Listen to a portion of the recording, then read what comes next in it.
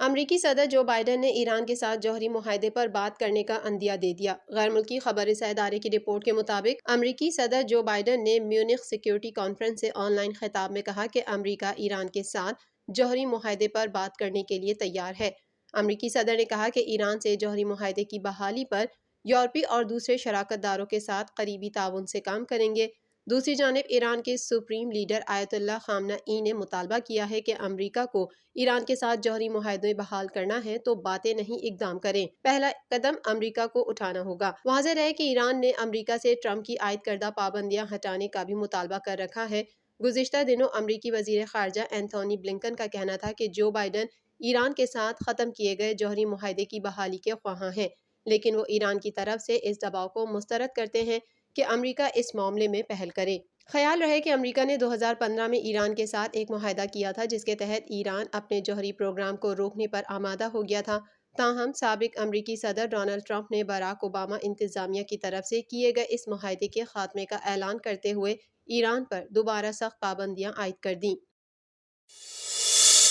امریکہ میں فائرنگ کا ایک اور واقعہ پیش آیا۔ لوزیانا میں پیش آنے والے واقعے میں 3 افراد ہلاک ہو گئے۔ امریکی ریاست لوزیانا کے شہر نیو اورلینز میں گولیاں چل گئیں، 2 افراد موقع پر ہی ہلاک ہو گئے، ایک شخص نے اسپتال جا کر دم توڑ دیا۔ واقعے میں 2 افراد زخمی بھی ہوئے ہیں۔ پولیس کے مطابق سب سے پہلے فائرنگ کرنے والا بھی مارا گیا۔ واقعہ اسلحے کے اسٹور پر پیش آیا۔ حکام نے واقعے کی تحقیقات شروع کر دی ہیں۔ امریکہ میں برفانی طوفان سے مرنے والوں کی تعداد 70 ہو گئی۔ ریاست ٹیکساس میں پینے کے صاف پانی کا بحران شدت اختیار کر گیا۔ برفانی طوفان میں زیادہ افراد کی ہلاکت بجلی کے بریک ڈاؤن کی وجہ سے ہوئی۔ گھروں میں ہیٹنگ سسٹم بند ہو گئے۔ پائپ لائنیں جم جانے سے پینے کے پانی کا بحران بھی شدید ہو گیا ہے۔ ریاست ٹیکساس میں بسنے والوں کو بھی پینے کے صاف پانی کے حصول میں دشواریاں پیش آ رہی ہیں۔ متاثرہ علاقوں میں کھانے پینے کی اشیاء بھی تقسیم کی گئیں۔ صدر جو بائیڈن نے کہا کہ ریاست ٹیکساس کو آفت زدہ قرار دیے جانے پر فوری عمل کیا جائے۔ وہ جلد ریاست کا دورہ کریں گے۔ امریکی فیڈرل جج نے اعلیٰ سطح کے امریکی حکام کے لیے لابنگ کرنے اور غیر ملکی ایجنٹ کی حیثیت سے اپنے کام کو چھپانے کے لیے جعل سازی کے الزام میں پاکستانی نژاد امریکی سرمایہ کار کو 12 سال قید کی سزا سنائی۔ رپورٹ کے مطابق کیلیفورنیا کے رہائشی عماد زبیری پر $17,50,000 جرمانہ عائد کیا گیا اور $1,57,00,000 معاوضہ ادا کرنے کا حکم دیا گیا۔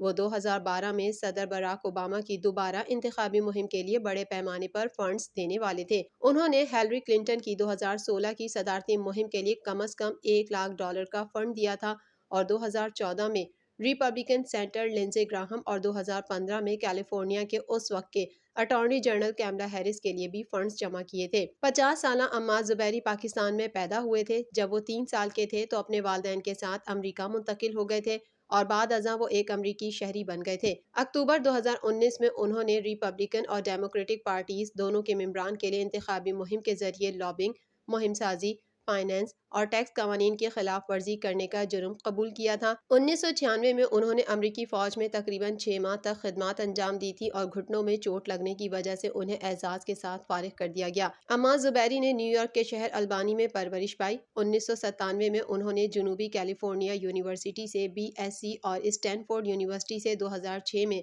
MBA کی تعلیم حاصل کی۔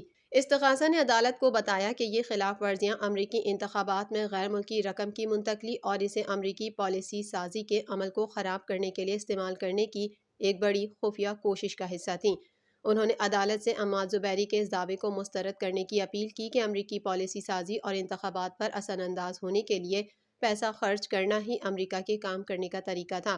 استغاثہ نے عماد زبیری پر الزام عائد کیا کہ وہ غیر ملکی شہریوں اور غیر ملکی حکومتوں کے نمائندوں کو واشنگٹن میں اپنے اثر و رسوخ کو امریکی خارجہ پالیسی میں رد و بدل اور اپنے کلائنٹس کے لیے کاروبار کے مواقع پیدا کرنے کی پیشکش کرتے ہیں۔ پروسیکیوٹرز نے دعویٰ کیا کہ غیر ملکی اداروں سے 2012 اور 2016 کے درمیان 5 سالوں میں غیر قانونی رقم اکٹھی کی گئی تھی، تاہم ان فنڈز کے ذرائع کو ظاہر نہیں کیا گیا۔